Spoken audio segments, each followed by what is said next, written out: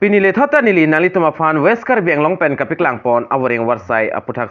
sila so video long nali tumfan nang than pachini ponikpo nang litum details mate klar daga lambang ekai kia son la so video ar losi thekpon long ikpo la pen nali tumhan chuning ria lam the la puelo nali tum chini ikpo la so YouTube channel long jongsin nang kahumri milang pate kaching hon pen subscribe igon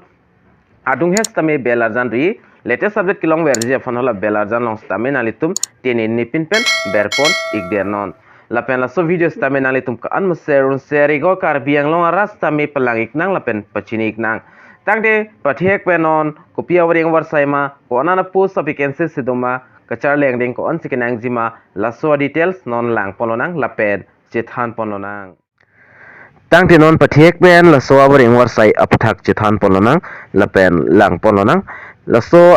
notification along ko pp sikitok pon ma la so APHUTHAK stame nili nali tumhan than pachini ponik po la pen nali tumhan la video chengche frang nili nang kachuning ri kangtung lambang la son lo nali tum la so video ka an share go Karbi Anglong rastame palang iknang la pen pachini iknang la pen non ko pp Voreng Awarsai ma konana post vacancies doma ka apply ning process ko son ma la so APHUTHAK lang pon lo nang aprangsi nang litum theklongi teachers wanted for DBHS baithalangso lapen puthot lada ke tok pondo assistant teachers wanted for Don Bosco Higher Secondary School baithalangso lapen West Karbi Anglong Assam for the following subject lapen assistant teacher bangai kinang sorlo Don Bosco Higher Secondary School adim labangke baithalangso mate West Karbi Anglong lo lapen dak kithom an apo sa vacancies bang paklang pon iglo aprangsi diak thak plian do dak mathematics sapan ec lapen 2 number long general science sapan ec lapen dak 3 number long educational subject pan ec lapen 4 number long labangke English a subject fan ingsi pelotang ti kadu ka pen dak plian apo sa vacancies do lasika apply ni a process labangke lason no jong sinali tum ke than dun jining hangwek pelotang te dake tok pon stame do iglo interested person who are able and willing to teach in class 7 pen class 12 an kithan dunji kithan nengji la bangkela sono class 8 pen class 12 an la pen nali tum jong si jogdon igvexi puto nali tum documents la pen kapre ason kinang so sora documents nali tum la screen long nali tum thek molangi jeteron jeteron sdb14@gmail.com lo sodim nalitum sen iknang pol la pen gmail long le sen se stame nalitum dak thek long ji whatsapp number stame pipon iglo whatsapp number la bangke 8638395329 la so number long le nalitum sen tamilo la pen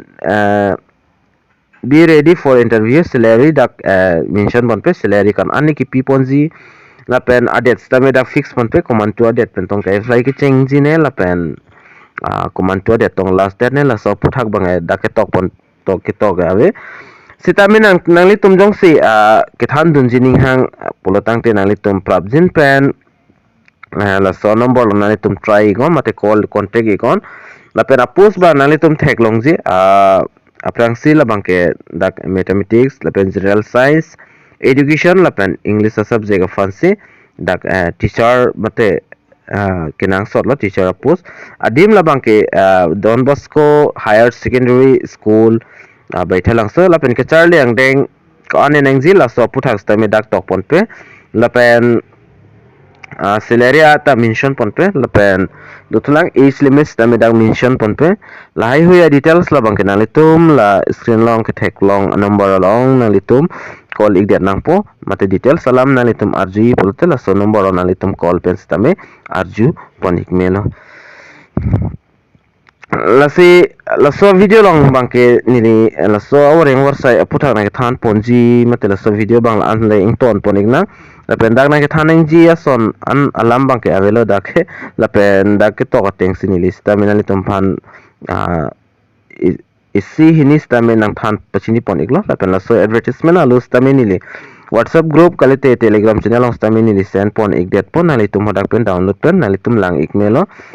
lapen nalitum le claim clip ustame ke claim dunji atum bang duta hai mine Nasi nalitum lasso video ba nalitum share igon lapen liking sita pi igon lapen lasso YouTube channel nalitum subscribe ke lang pukte